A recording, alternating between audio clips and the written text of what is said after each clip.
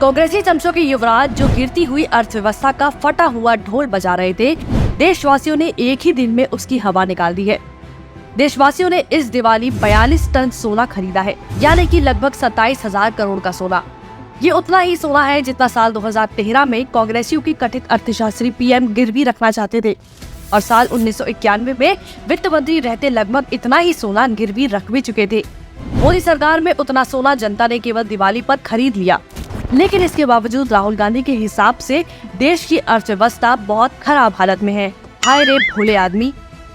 इतना ही नहीं, अभी कुछ दिन पहले जो कांग्रेसी चमचे वित्त मंत्री निर्मला सीतारमण को घेर रहे थे ऑटोमोबाइल सेक्टर को लेकर, उसी ऑटोमोबाइल सेक्टर में केवल धनतेरस के मौके पर लगभग 55,000 से 57,000 वाहनों की डिलीवरी की गई है। जनता ने निर्मला जी पर निशाना साधने वाले कांग्रेसियों के मुंह पर ऐसी टेप लगा दी कि मुंह छिपाते फिर रहे हैं। कांग्रेसी चमचों का सारा गणित फेल। अरे जिस अर्थव्यवस्था को ये कांग्रेसी खराब हालत में बता रहे हैं, उसका अंदाजा इसी बात से लगा लीजिए कि पूरा भारत छोड़िए, अकेले यूपी में इस साल दिवाली पर लगभग 6,500 करोड़ रुपए का निवेश कर ग्राहकों ने अपने आशियाने बुक किए हैं। असल बात यह है कि कांग्रेसियों को देश की अर्थव्यवस्था से कोई लेना देना नहीं है, उनकी चिंता कुछ और है।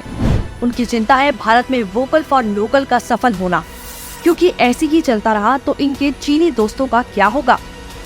आपको याद होगा कि ये वही कांग्रेसी है जिन्होंने साल 2008 में चीन से आने वाले सामानों पर लगने वाली इंपोर्ट ड्यूटी इतनी भारी मात्रा में घटा दी थी कि कुछ ही सालों में भारत चीनी सामानों का डंपिंग ग्राउंड बन गया था। लेकिन अब चीन की दाल नहीं गल रही है भारत में, क्योंकि कैट की रिपोर्ट के अनुसार अकेले इस दिवाली चीन को लगभग 1 लाख करोड़ का नुकसान हुआ है भारतीय बाजार में, क्योंकि पीएम मोदी की वोकल फॉर लोकल वाली अपील देशवासियों के सर चढ़कर बोल रही है। लोग बढ़ चढ़कर भारत में बने सामान खरीदने लगे हैं।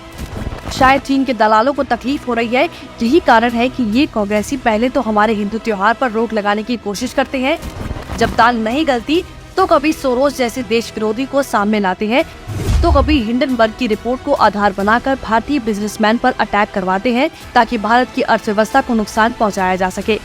इसलिए अगर देश और देश की अर्थव्यवस्था को बचाना है तो इन कांग्रेसियों से देश की जनता को सावधान रहना होगा।